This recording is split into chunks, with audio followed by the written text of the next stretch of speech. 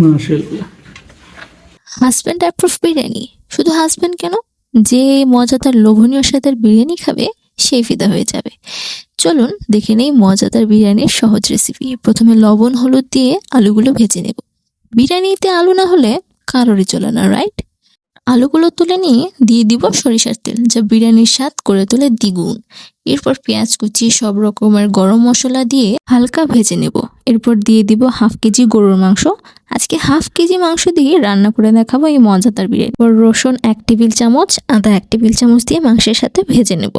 এরপর স্বাদ মতো লবণ, 1 চা চামচ মরিচের গুঁড়া, জিরার গুঁড়া, 1 চা চামচ গরম মশলা ও 1 টেবিল চামচ বিরিয়ানির মশলা দিয়ে দিব। এরপর ভালো করে ভেজে নেব। দিয়ে দিব বাদাম ও কিশমিশ বাটা, টক দই দিয়ে ভালো মতো কষিয়ে নিলাম।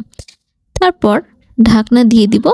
ঢাকনা দিয়ে মশলাগুলো আরও সুন্দর করে কষিয়ে নেব। মশলা ভালোভাবে কষিয়ে দিয়ে দিব পানি ও ভেজে রাখা আলুগুলো।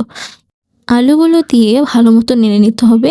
নেড়ে ঢাকনা দিয়ে মাংসগুলোকে ভালো মতো সিদ্ধ করে নিতে হবে। মাংসগুলো যত সিদ্ধ হবে তত মজা হবে। সিদ্ধ হয়ে গেলে একটি ছাঁকনির সাহায্যে মাংসগুলোকে আলাদা করে নিব, যাতে ভালোভাবে চালগুলো ভাজা যায়। এরপর ধুয়ে রাখা 400 গ্রাম চাল দিয়ে দিলাম।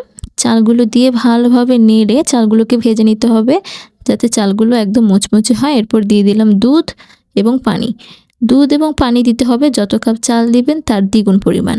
আমি 2.5 কাপ চালের জন্য 4 কাপ পানি ও 1 কাপ দুধ দিয়েছি। এরপর পানি চাল বরাবর টেনে আসলে দিয়ে দিব মাংসগুলো দিয়ে ভালোভাবে নেড়ে ঢাকনা দিয়ে দিব।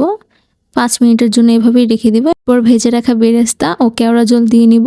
কেওড়া জল দিয়ে সুন্দর মতো ঢাকনা দিয়ে দমে রেখে দিব একদম 15 মিনিটের জন্য। 15 মিনিট পরেই তৈরি হয়ে যাবে এরকম মজাদার ও লোভনীয় স্বাদের বিরিয়ানি। এই রেসিপিতে বিরিয়ানি বানালে স্বাদ মুখে লেগে থাকবে সারাদিন। আর এমন প্রশংসা তো পাবেনই, সাথে টাকাও মেরে নিতে পারবেন। তাহলে বসে আছেন কেন? ঝটপট যান বিরিয়ানি বানাতে। এবং আমার পেজের সাথে থাকলে এরকম মজাদার আরও অনেক রেসিপি পেয়ে যাবেন। তাহলে বাই বাই, আল্লাহ হাফেজ।